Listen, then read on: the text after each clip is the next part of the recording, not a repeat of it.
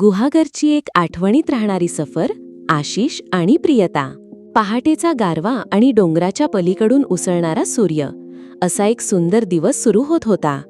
आशिष आणि प्रियता खिडकीतून येणाऱ्या उन्हाच्या झुळकीत बसले होते आणि मनात एकच गोष्ट, आज आपण गुहागरला जाणार आहोत.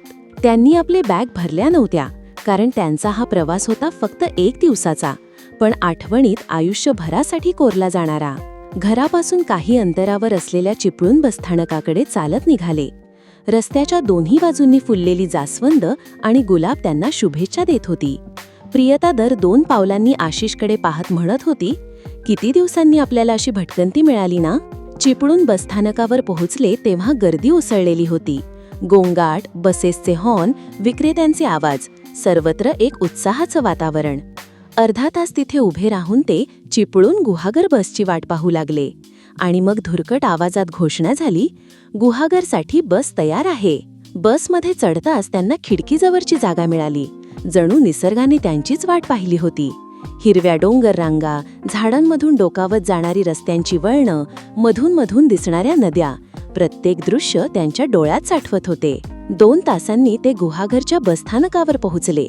बसमधून उतरताच प्रियताच्या कानावर गुंजणाऱ्या घुंगरांचे सूर पडले. थोडंच पुढे गेल्यावर तिला उसाचा रस विकणारा स्टॉल दिसला. उन्हात तापलेली प्रियता लगेच म्हणाली, आशिष, थोडा रस घेऊया ना. दोघंही स्टॉलवर गेले आणि थंडगार गोडसर रस प्यायले. त्या रसाच्या एका घोटात त्यांचा प्रवासाचा थकवा पार गेला.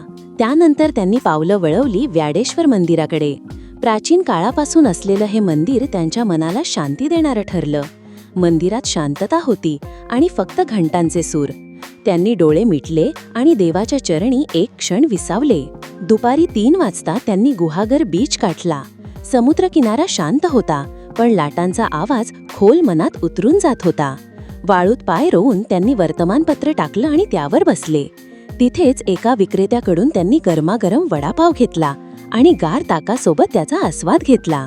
त्या क्षणी त्यांच्या चेहऱ्यावर केवळ आनंद होता, न जगाच्या गडबडीचा त्रास, फक्त एकमेकांची सोबत आणि निसर्गाचं आल्हाददायक रूप.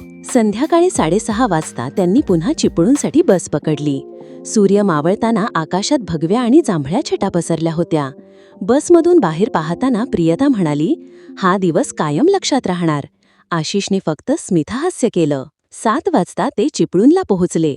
चेहऱ्यावर थकवा होता, पण डोळ्यात समाधान. घरी परतल्यावर दोघांनी अंघोळ केली आणि स्वयंपाकघरात मांडी घालून दहीभाताचा आस्वाद घेतला. त्या घरगुती चवेत त्यांना परतीचा खरा आनंद मिळाला. रात्री 11 वाजता ते झोपायला गेले. दिवसभराच्या आठवणी मनात घेत दोघंही गाढ झोपून गेले, पूर्ण समाधानी. अशा रीतीने आशिष आणि प्रियता यांनी अनुभवला एक सुंदर, न विसरण्यासारखा दिवस, गुहागरची आठवण बनून हृदयात साठवलेला.